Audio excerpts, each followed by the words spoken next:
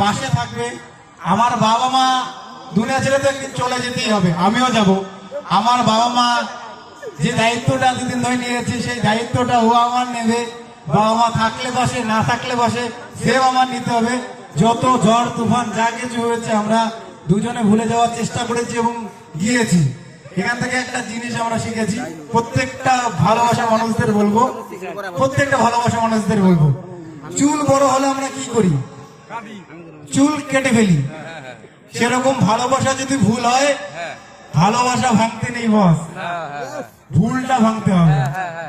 তো সেই জিনিসটা আমরা মেনে নিয়েছি। তো এখন একটু ট্যালেন্টেড কাজ করব, বুদ্ধিমতী কাজ করব এবং আমার মন থেকে একটা সুন্দর সেলিব্রেশন করব। আমি কোনোদিন এত বড় স্টেজে কোনো কিছু সেলিব্রেশন করিনি, জীবনে প্রথমবার আমি কিন্তু সেলিব্রেশন করতে যাচ্ছি। জীবনে প্রথমবার আমি কিন্তু সেলিব্রেশন করতে যাচ্ছি, তা আবার বিয়ের মঞ্চে আমার প্রিয় মানুষের সাথে। আমি তার জন্য ডেকে নেব আমার বিজনেস পার্টনার আমনজিৎ এবং দীপককে। প্লিজ হাততালি হবে। কিন্তু তারপরে হঠাৎ করে বললাম না, আমার এটা পে টু ব্যাগের গেট হবে। আর পে টু ব্যাগ এমন একটা অ্যাপ, এটা একটা অ্যাপ্লিকেশন যারা মোবাইল চালায়, অ্যান্ড্রয়েড মোবাইলে হয়, প্লে স্টোরে ডাউনলোড করতে পারে। সেখানে বেকার ছেলেমেয়েরা দোকান খামার যারা চালায় রিসার্চ করে, এক কথায় মোবাইল রিসার্চ করে ডিটিএস বিল পেমেন্ট, তো সেইখানে যদি করে উল্টো টাকা পায়। বিভিন্ন রকম অ্যাপ্লিকেশন আমরা করলে টাকা পাই না।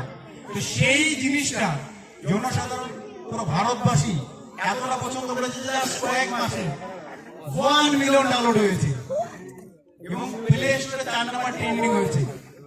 আমাকে আমনজিৎ এবং দীপন আমার বাড়িতে আর কয়েকটা মাস আগে আসে, এসে ওনাদের বিজনেস প্ল্যান বলে, আমার ভীষণ ভালো লাগে। পুরো ডকুমেন্ট যা কিছু আছে সব দেখে ব্যবসাটা চালু করলাম এবং আজকে 10 লক্ষ লোকের ইনকামের সুযোগ করে দিয়েছে পে টু ব্যাগ।